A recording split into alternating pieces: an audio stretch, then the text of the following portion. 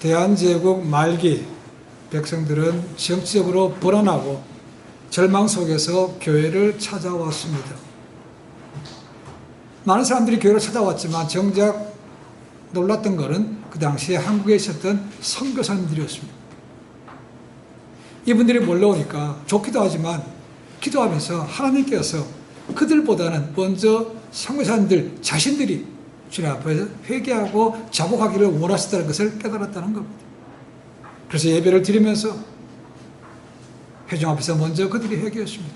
우리가 당신들을 무시하고 당신들 차별한 것이 많습니다 라고 했다는 거죠. 그 얘기를 들었던 수많은 그 교회에 모였던 사람들이 하나씩 앞으로 나와서 자기들의 죄를 누가 뭐라고 한 것도 아니었습니다.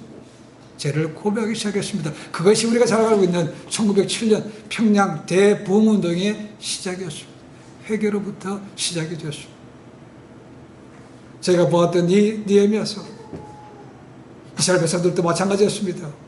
고생에서 50일 만에 성벽을 재건하고 낙성식 그 전에 그들은 수문 앞에서 말씀 사경회를 가졌습니다. 3주 동안 놀라운 일을 그들이 했습니다. 율법의 권위를 깨달게 되었고 율법도 깨달아 알게 되었고 또 무엇보다도 절기도 지키게 됐다는 거죠. 초막절을 지키고 그들은 해산했습니다. 그런데 이틀이 지나서 다시 수문 앞에 모였다는 겁니다. 그때는 느헤미야 리더가 모이시오로 해서 모은 것이 아니었습니다. 그들이 자발적으로 모였다는 것이죠. 그 마지막 절기를 지킴을 통해서 그들이 깨달은 바가 너무 크다는 겁니다. 은혜가 너무 크다는 겁니다. 도저히 이 상태는 그냥 지나가서는 안 될 것 같다는 것이죠. 그래서 그들 스스로가 하나님 앞에 나온 것입니다. 그 부흥의 열기는 그들의 태도에서부터 우리가 볼 수 있었습니다. 그들은 평상시 입었던 옷을 벗고 굵은 베옷 그리고 재를 머리에 뒤집어 썼습니다. 그리고 금식까지 했습니다. 그리고 자기의 죄를 하나님 앞에서 고백하기 시작했다는 겁니다. 총체적인 죄를 하나님 앞에 그냥 드린 겁니다. 낮 4분의 1인 3시간을 말씀을 낭독하는 데 드렸고 그리고 낮에 3시간을 회개 통곡하는 데 들었다고 기록하고 있습니다. 그것도 서서 들었다고 생각합니다. 성전을 짓고 나서 성벽을 재건하고 나서 정말로 그들의 하나님께서 원하셨던 진정한 영적인 부흥이 일어나고 있는 것입니다. 느헤미야는 그것을 봤다는 거죠. 그래서 인도했다는 겁니다. 그 하나님 앞에 나와서 4차원적인 기도를 드렸습니다. 지난주에 보았던 것처럼 가장 먼저는 위를 바라보는 기도였습니다. 자기들 인도하신 하나님이 얼마나 위대하신 분인지 얼마나 크고 광대하시는 분인지 그 이름을 높이며 하나님 앞에 엎드려 찬양했다는 것이죠. 그리고 오늘 두 번째, 세 번째, 네 번째 기도를 저희가 계속해서 봅니다. 오늘 두 번째는 앞에서는 위를 봤다면 두 번째는 뒤를 바라보는 그런 기도였습니다. 7절부터 31절까지 아주 긴 부분을 차지하고 있습니다. 이 가장 많은 것은 먼저 두 가지 요약할 수 있습니다. 하나는 반성이고 하나는 감사입니다. 뭐 반성하겠습니까? 역사를 돌아보았다는 거죠. 지금 우리가 읽었지 않았지만 나오는 내용들을 보시면 창세기, 출애굽기, 레위기, 민수기, 신명기 다 들어있습니다. 사사기, 여호수아, 열왕기 상하, 역대상까지 그들이 가는 것을 볼 수 있습니다. 그 말씀의 능력을 그들이 한번 다시 맛보니까 그 역사를 다 짚어간 겁니다. 우리가 앞에서 본 것들은 모세오경과 역사서라고 볼 수 있습니다. 그러니까 역사를 다 돌아봤더니 보니까 지금 우리가 당하고 있는 어려움들이 우리 조상들이 하나님 앞에 범죄해서 그렇습니다 라고 깨달았다는 겁니다. 하나님의 능력이 없어서가 아니라는 거죠. 주신 법도와 윤례를 우리 조상들이 지키지 않았기 때문에 지금 하나님께 주신 이 땅에서 우리가 종으로 살고 지냅니다 라고 했다는 겁니다. 하나님께서 그렇게 많은 것을 주셨음에도 불구하고 불순종했다는 겁니다. 근데 하나님께서 지금까지 다시 저희들을 인도해 오셨다는 거죠. 그러니까 반성과 동시에 감사가 같이 더불어 나올 수밖에 없는 거죠. 대표적인 것이 17절 말씀입니다. 오직 주는 용서하시는 하나님이라 은혜로우시며 긍휼히 여기시며 더디 노하시며 인자가 풍부하심으로 저희를 버리지 아니하셨도다. 여기 하나님의 5가지 성품이 기록되고 있습니다. 그렇게 끊임없이 불순종하고 불신하겠지만 하나님께서는 계속해서 그들을 버리지 않으시고 복을 주셨다는 겁니다. 성품이 뭡니까? 용서하시고 은혜로우시며 긍휼이 많으시고 더디 노하시고 인자가 풍부하신 하나님이라고 고백했다는 겁니다. 이 긴 기도문에는요, 주다라는 단어가 16번 나옵니다. 베푸셨다. 그래서 나오는 것이 베푸시는 하나님, 주시는 하나님이라는 거죠. 하나님께서 그렇게 많은 걸 주셨죠. 그렇죠? 뭘 주셨습니까? 그들에게 땅을 주셨죠. 그들에게 율법을 주셨습니다. 성령의 사역도 주셨습니다. 양식을 주셨습니다. 물도 주셨습니다. 구원도 주셨습니다. 전쟁에서 승리하게 하셨다는 거죠. 그렇게 많은 것을 주시는 하나님, 베푸시는 하나님에도 불구하고 조상들이 끊임없이 하나님 앞에 주신 계명과 율법을 어기고 딴 것들을 섬겼다는 것입니다. 그런데 그런 하나님께서 그럼에도 불구하고 계속해서 그들을 인도해 오셨다는 겁니다. 그러면서 이게 읽어보시면 놀란 사건들을 하나하나 기억하고 있습니다. 그 중에 하나가 민수기 13장 14장에 나오고 있는 가데스에서의 사건입니다. 12명의 정탐꾼을 보내고 그 적과 꾸리는 약속의 땅을 보고 왔습니다. 그리고 그렇게 보고합니다. 근데 2명만이 맞다고 확인했고 나머지 10명은 전부 다 부정적으로 올라가지 말자는 것을 했다는 것이죠. 그랬더니 이들이 하나님의 말씀을 듣는 것 대신에 그들의 리더 10명의 말을, 다수의 말을 들었다는 겁니다. 그리고 자기 처소로 돌아가서 처소에서 밤새도록 울었다고 기록하고 있습니다. 그것뿐만 아니고 모세와 아론을 원망하면서 야, 차라리 애굽에서 죽는 게 낫지, 이게 광야에서 이게 죽는 게 개죽음이라는 것입니다. 그러니까 애굽으로 돌아가자고까지 얘기합니다.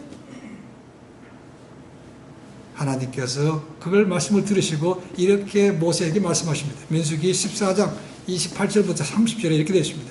그들에게 이르기를 여호와의 말씀에 내 삶을 두고 맹세하노라. 너희 말이 내 귀에 들린 대로 내가 너희에게 행하리니 너희 시체가 이 광야에 엎드러질 것이라. 너희 중에서 20세 이상으로서 계수된 자, 곧 나를 원망하는 자 전부가 예분네 아들 갈렙과 눈의 아들 여호수아 외에는 내가 맹세하여 너에게 살게 하려는 땅에 들어가지 못하리라. 지금 이스라엘 백성들, 그로부터 얼마나 많은 시간이 지났습니까? 그죠? 이 역사서를 보고 이걸 기억했다는 겁니다. 그렇게 많은 걸 주셨고 역사하셨지만, 영광을 보여주셨지만 다 잊어먹었다는 거예요. 그거 다 잊어버리고 순간순간 눈에 보이는 것 때문에 툭하면 하나님을 원망하는 그런 삶으로 인해서 우리가 하나님께 범죄했습니다. 우리가 하나님께 징계를 받아서 멀리 바벨론에 포로로 같이 가서 70년 동안 고생했습니다. 지금 이렇게 얘기하고 있는 거예요. 그들이 애굽에서 나온 것부터가 기적 아닙니까? 그죠? 그들의 힘으로 도저히 나올 수가 없습니다. 그런데 모세를 통해서 그들에게 10가지 재앙을 내린 다음에 끄집어내는 거 아닙니까? 구름 기둥, 불 기둥, 홍해가 갈라지는 사건, 주변과 승리하는 사건, 가나안 정복, 이것들이 모두가 다 하나님의 역사 아닙니까? 그죠? 얼마나 많은 걸 봤습니까? 근데 며칠이 지나지 않아서 다시 돌아가는 거 보십시오. 금신상도, 그죠? 금송아지도 세웠다고 기록하고 있습니다. 하나님의 성품이 아니었다면, 하나님의 사랑이 아니었다면 그들은 아예 역사 속에서 사라졌습니다. 근데 은혜로 지금까지 왔다는 거죠. 그러니까 반성과 대우로 감사하고 있는 겁니다. 역사를 돌아보면 이스라엘이 남과 북으로 갈라지면서부터 얼마나 외세로부터 공격을 받았는지 모릅니다. 심지어는 자기 두 나라 간에 싸우게 하죠. 다른 나라에게 빌미를 주기도 합니다. 그래서 북쪽이 망하고 남쪽도 망하고 심지어는 성전도 무너지고 포로로 잡혀갔는데 다시 이렇게 돌아오게 하셨습니까? 그 역사를 보니까 통일하지 않을 수가 없다는 거죠.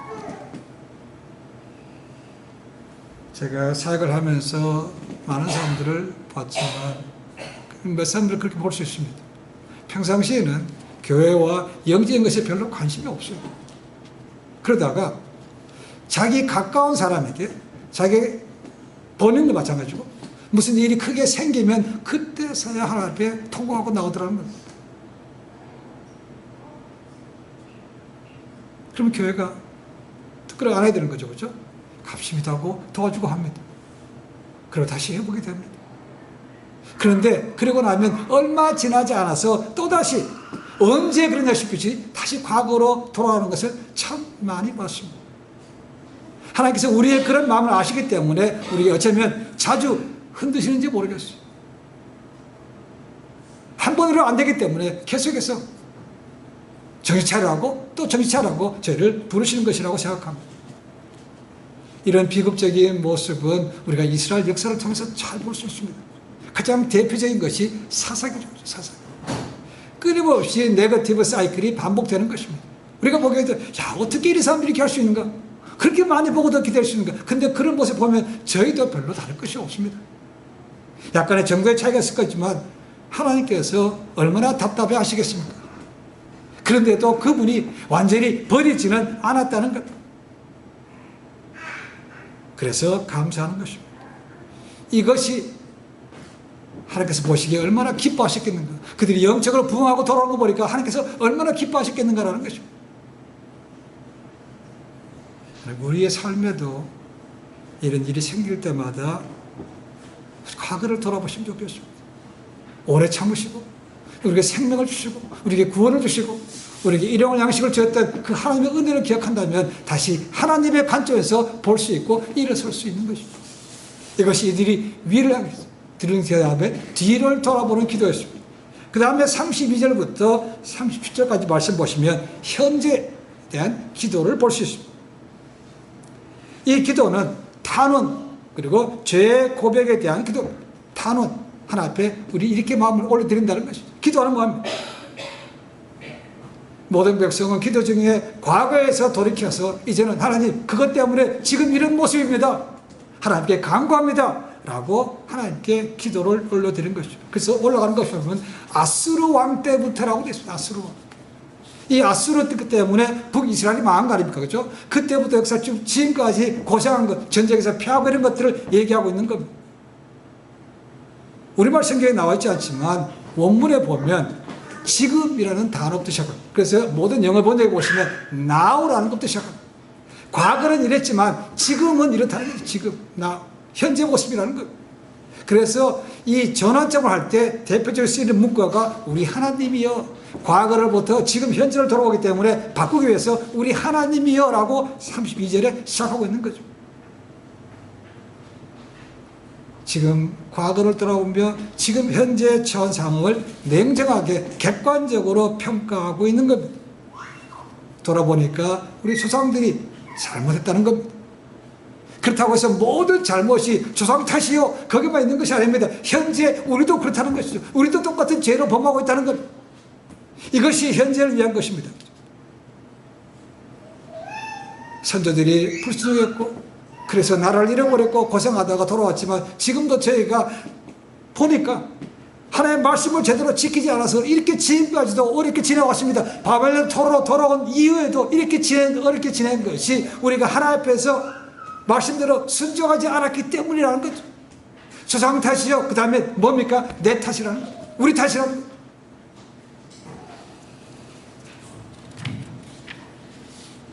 사무엘상을 보시면 이스라엘에 처음으로 사람이 왕이 세워지는 것이 나옵니다.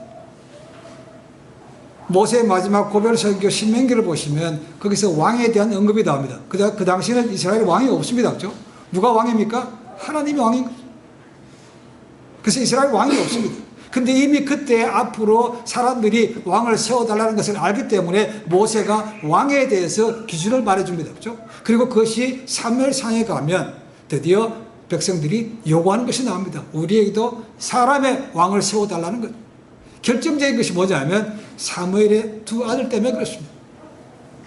그들은 제사장입니다. 근데 그들이 사람들 보기에도 합당치 않은 상식으로도 안 되는 일을 범하더라는 것이죠. 그걸 보고 사람들이 자, 이건 안 되겠다. 우리에게도 주변 나라들처럼 사람의 왕을 세워달라고 얘기합니다. 이제 사무엘이 그 얘기를 듣고 참 난감했습니다. 이스라엘의 왕은 지금까지 하나님이신데 하나님 저들이 사람의 왕을 세워달라고 합니다. 어떻게 하면 좋겠습니까? 라고 얘기합니다. 사무엘상 8장 7절 이하에 이렇게 말씀하십니다. 하나님께서 사무엘에게 이렇게 말합니다. 이는 그들이 나를 버려 자기들의 왕이 되지 못하게 하려 함이니라.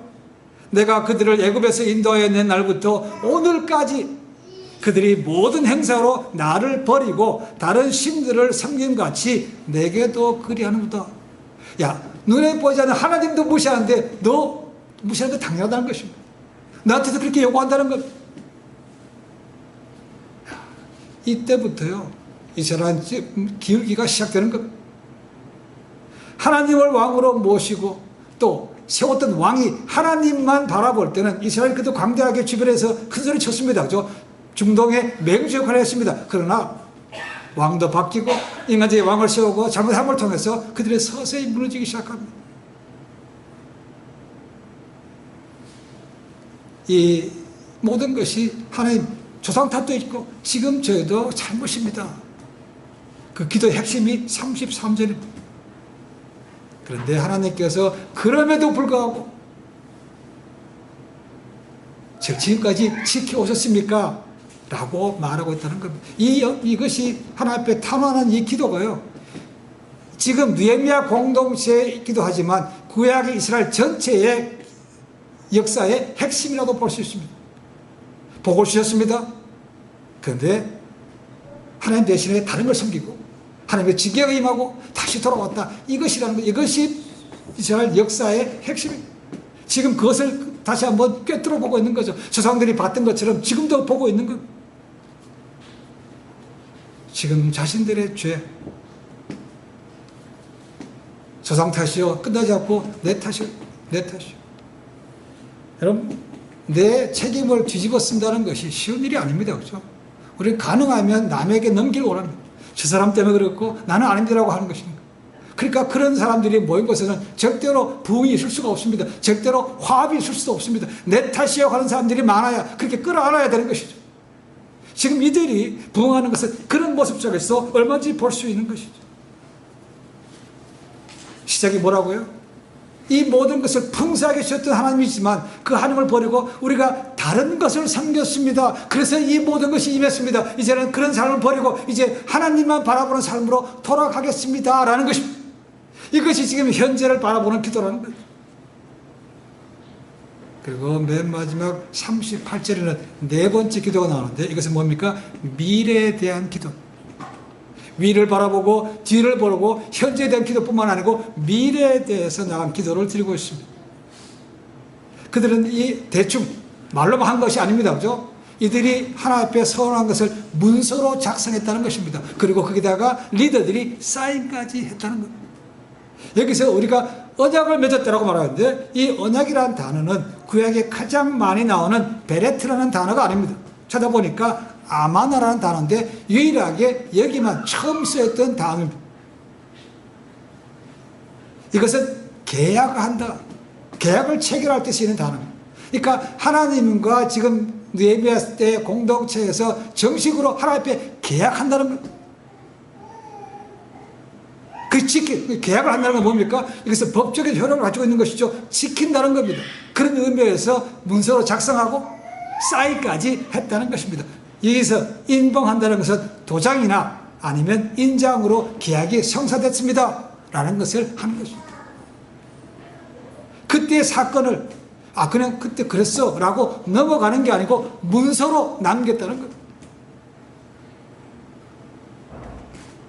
레위 사람들이 하나님과의 언약 갱신 사실을 글로 적었고 각계 대표들이 나와서 그 앞에 사인하게 됐고 그리고 그 사인한 문서를 성전에 보관했습니다. 그리고 그들이 모일 때마다 이 성전에 기록된 자기들이 언약한 것을 기억했다는 겁니다. 그러니까 몸과 마음을 하나님 앞에서 다시 한번 늘 돌아보는 거죠. 그때 그랬는데 다시 이렇게 가면 안 되지라고 새롭게 마음을 다짐하는 것입니다.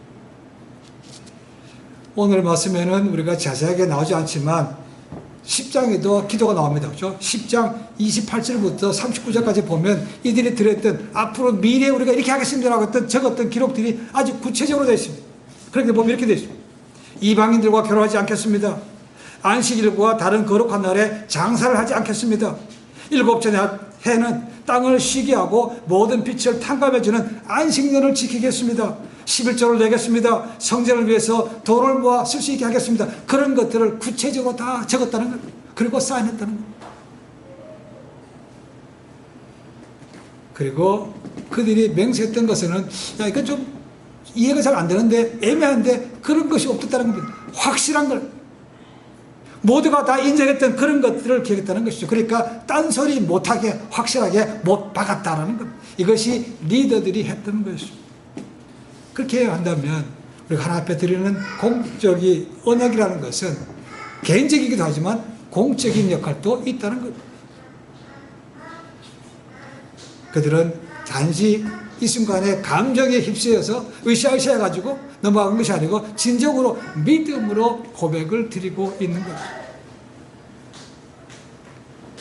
우리가 살다 보면 그런 얘기를 자주 하는 사람들 볼 수 있습니다. 그렇죠? 아, 상처받았어. 상처가 많은 사람도 있죠. 그죠? 이 상처가 많은 사람들을 상담학적으로 보면 과거에 매인 사람이 많다고 얘기해요. 과거에 매였어요.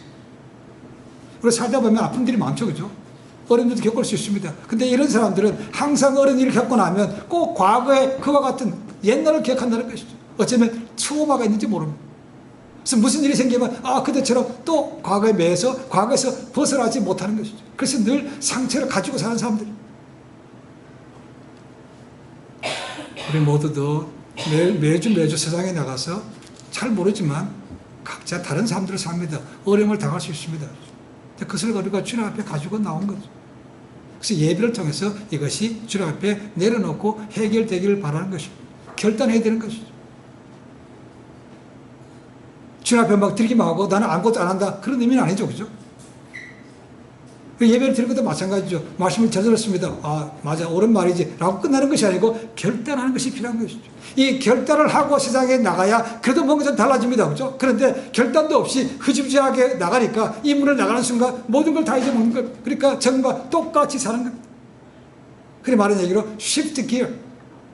교회 올 때는 교회 쪽으로 기회를 바꾸고 이 문을 열고 나가서 다시 세상적으로 기회를 바꾸고 나간다는 거죠. 그러니까 전혀 달라진 것이 없고 변화도 없다는 거죠. 그렇게 해서는 안 되는 거죠. 지금 이스라엘 백성들은 하나님 앞에 회개 감사했습니다. 기도 드렸습니다. 그런 다음에 문서로 작성해서 결단까지 했다는 것이죠. 하겠다는 건 의지가 보이는 거죠. 신앙생활에도 결단이라는 게 들어가야만 됩니다. 우리는 이 땅에 사는 동안 우리가 사는 세상이 얼마나 악하게 가는지도 봐야만 됩니다. 그냥 살면서 정말 좀 좋은 게 많네. 편한 세상이구나. 이렇게 느낀다면 좀 위험할 수 있습니다. 그런 것에서 우리가 영적으로 점점 침식될 수 있기 때문에 그렇습니다. 영적으로 깨어있으라는 말이 그런 거죠. 이제 위기의식을 느끼고 이제 말세 때 가까워오는구나. 그런 말씀도 잘 귀담아 들어야만 됩니다. 우리는 그렇지만 우리 다음 세상, 우리 자녀들 세상은 어떻게 될 것인가? 우리가 그들에게 뭘 물려줄 수 있을 것인가?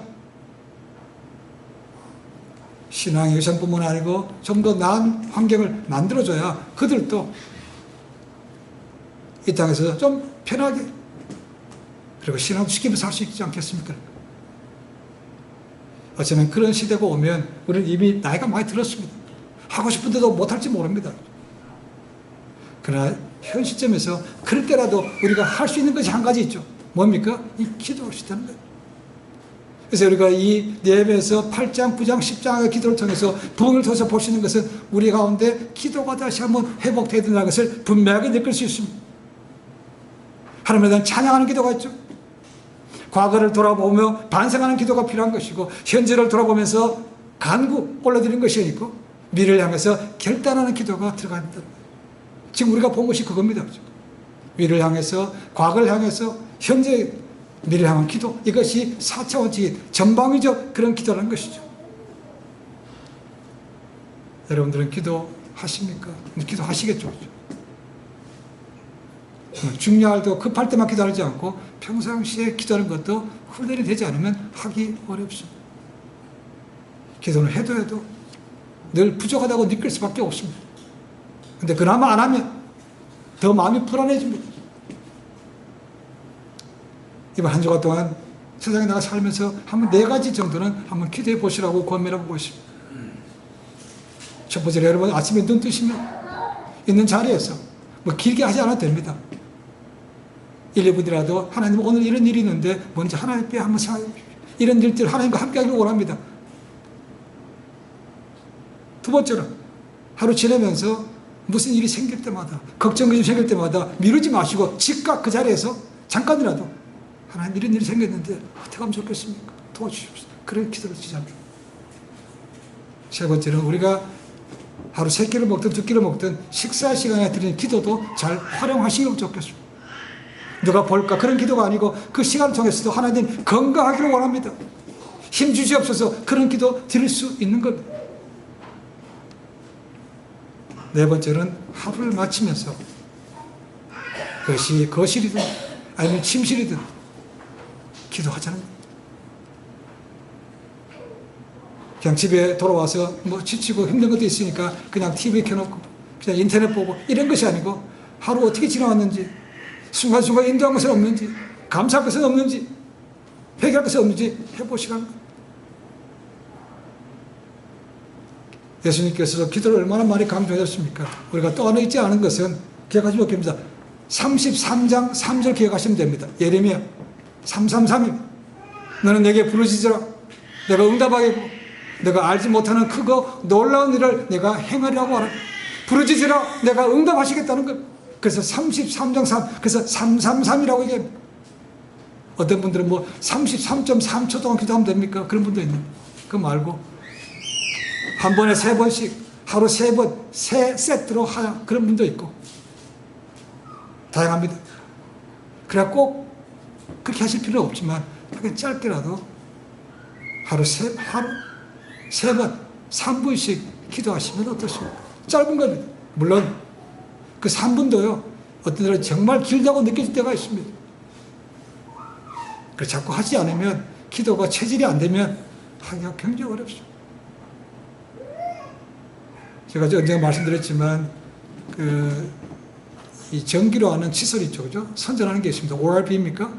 선전하는 거 보면